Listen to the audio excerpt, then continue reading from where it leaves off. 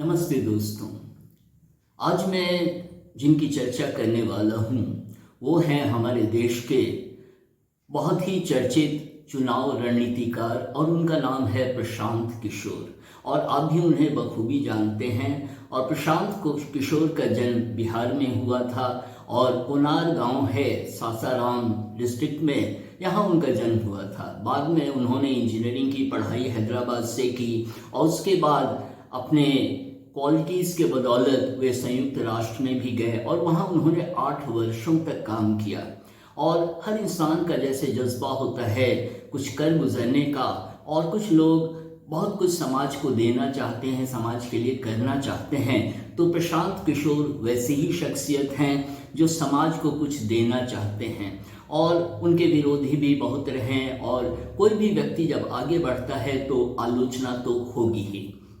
तो प्रशांत किशोर का जो बैकग्राउंड है वो बहुत ही अच्छा है, पढ़ने में भी अच्छे थे और उन्होंने संयुक्त राष्ट्र संघ के साथ भी 8 वर्षों तक कार्य किया। दूसरी बात ये होती है कि उन्होंने अभी अनाउंस किया, उन्होंने घोषणा की कि वे स्वराज यात्रा बिहार में निकालेंगे। और इसके पहले आपको मालूम ही है कि कांग्रेस आई के साथ कांग्रेस पार्टी के बुलावे पर उन्होंने 3-4 बार मुलाकातें की और उसमें से कुछ निकल कर नहीं निकला। उन्होंने बहुत मेहनत की, लेकिन कांग्रेस को गवारा नहीं था कि नेहरू खानदान से शक्ति किसी दूसरे के पास जाए।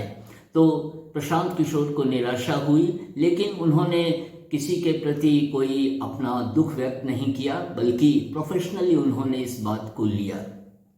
और दूसरी बात होती है कि पंजाब में, आंध्र प्रदेश में, दिल्ली में, बिहार में, तमिलनाडु में और जनता दल यू के साथ बिहार में भी उन्होंने मिलकर काम किया और बहुत सारी जगहों पर उन्हें सफलता ही मिली और उनकी रणनीति काम आ गई और कितने लोग सत्ता में आ गए। और उत्तर प्रदेश में जब चुनाव हुआ तो उसमें सफलता नहीं मिली, क्योंकि कांग्रेस की जिद के कारण ही उनकी रणनीति काम नहीं आ सकी। क्योंकि कांग्रेस नेहरू परिवार से अपने को अलग करना नहीं चाहती थी और नेहरू परिवार का इतना दबदबा है कांग्रेस में कि कोई उनके खिलाफ बोलता भी नहीं है।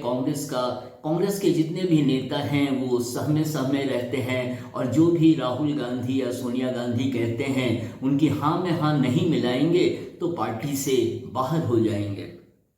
दूसरी बात होती है कि एक चुनाव रणनीतिकार के रूप में उन्होंने रिटायरमेंट ले लिया है और अपने इंटरव्यू में भी उन्होंने कहा कि अब वे चुनाव रणनीतिकार नहीं रहना चाहते और आगे भी कुछ करेंगे जो समाज को एक बड़े तरीके से जिसका फ़ायदा होगा। और उन्होंने बिहार से इसकी शुरुआत की और 2 अक्टूबर को उन्होंने तारीख दी है कि उस दिन से वे बिहार में स्वराज यात्रा करेंगे। और हमारे बिहार में सुशासन कितना है ये आप बखूबी जानते हैं।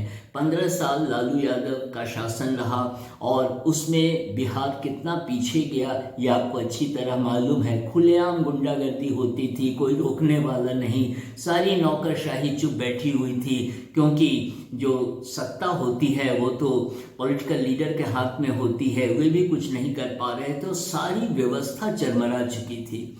उसके बाद 15 साल के शासन के बाद नीतीश कुमार सत्ता में आए। 15 साल में नीतीश कुमार ने कुछ करने की कोशिश की, लेकिन वह जोश, वह जज्बा अब तो दिखाई नहीं देता, क्योंकि उद्योग के क्षेत्र में बिहार कहीं नहीं है और एग्रीकल्चर की इतनी बुरी हालत है कि यहाँ के जो मजदूर हैं वे या तो पंजाब चले जाते हैं या फिर राजस्थान चले जाते हैं या दिल्ली चले जाते हैं या असम चले जाते हैं। तो ये स्थिति है बिहार की और बहुत ही बुरी यहाँ पे हालत है। और तभी भी जनता दल यू के लीडर्स या नीतीश कुमार खुद कहते हैं कि बिहारियों के कारण ही पंजाब आगे बढ़ा है, लेकिन इस बात पे गौर करना चाहिए कि बिहार के कारण वह पंजाब आगे बढ़ा है या दिल्ली आगे बढ़ी है, लेकिन बिहार क्यों नहीं बढ़ा है। जब बिहार में इतने संसाधन हैं, यहाँ पानी इतना सब कुछ है, और जो कि पानी आप देखें तो राजस्थान वगैरह में या गुजरात में पानी की बहुत कमी है, लेकिन बिहार तो भरपूर है पानी से। लेकिन यहाँ की व्यवस्था इतनी चरमराई हुई है, और राजनेता हैं वे केवल वोट लेने के लिए बड़ी बड़ी बातें करते हैं, लेकिन ज़मीनी हकीकत को कोई देखना भी नहीं चाहता।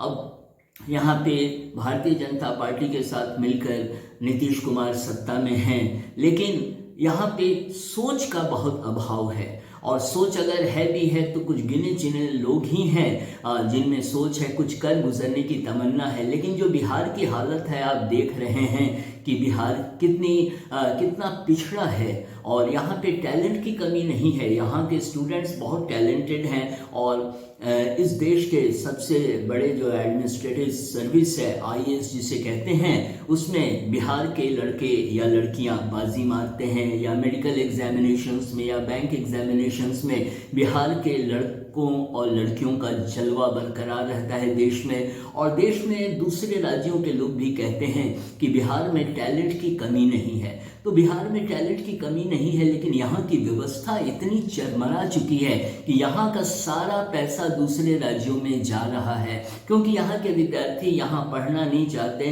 क्योंकि यहाँ जो शिक्षा की व्यवस्था है इतनी चरमरा चुकी है। खुलेआम चोरी होती है, और मोबाइल लेके आंसर लिखते रहते हैं, और अधिकतर टीचर ने अपनी आत्मा बेच दी है। वे खुलेआम चोरी होने देते हैं, और वे इसलिए खड़े रहते हैं एग्जामिनेशन हॉल में ताकि कोई बाहर से कोई विजिट करे तो इसकी सूचना वो बच्चों को दे दें। तो फिर स्टूडेंट्स में कैसे टीचर्स के प्रति रिस्पेक्ट का भाव होगा। और यहाँ के जो वाइस चांसलर्स हैं वो केवल अपनी कुर्सी से चिपके रहते हैं, और उनका कार्य देखने को नहीं मिलता है।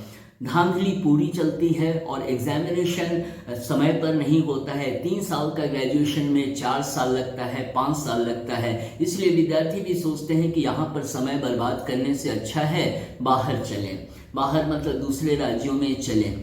तो यहाँ से इसीलिए पलायन भी होता है। मजदूरों की व्यवस्था यहाँ दयनीय है, और यहाँ पे जो एक जो फ्यूडल माइंडसेट है, इसके कारण भी शोषण बहुत होता है, और यहाँ से मजदूर बाहर चले जाते हैं, राजस्थान में चले जाते हैं, पंजाब चले जाते हैं, आसाम चले जाते हैं, दिल्ली चले जाते हैं, कलकत्ता चले जाते हैं, क्योंकि वहाँ व्यवस्था बनी हुई है, और उन्हें उनके किए का फल मिलता है, उन्हें पैसे मिलते हैं जिन्हें वे अपने घरों को यहाँ पर भेजते हैं।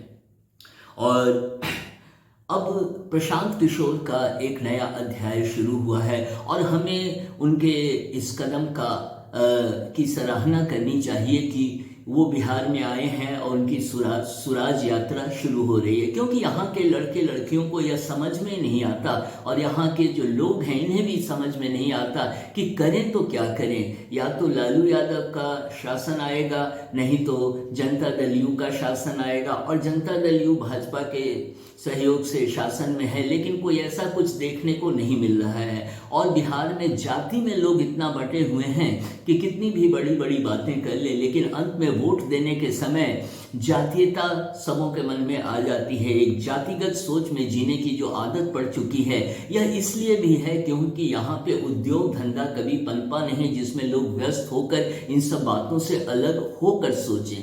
तो प्रशांत किशोर ने जो शुरुआत की है, मैं उनकी शुरुआत का अभिनंदन करता हूं, स्वागत करता हूं कि यहाँ के जो विद्यार्थी हैं, यहाँ के लोग हैं, उनको एक दिशा मिलेगी। और प्रशांत किशोर ने बहुत ही सहज भाव से कहा है कि जो भी वो कार्यक्रम करेंगे उसमें कितना समय लगेगा, क्योंकि अचानक तो परिवर्तन होगा नहीं। गांव-गांव जाना पड़ेगा, पदयात्रा करनी पड़ेगी, लोगों से जुड़ना पड़ेगा, क्योंकि तभी एक असर देखने को मिलेगा, लोगों की सोच में थोड़ा बदलाव आएगा।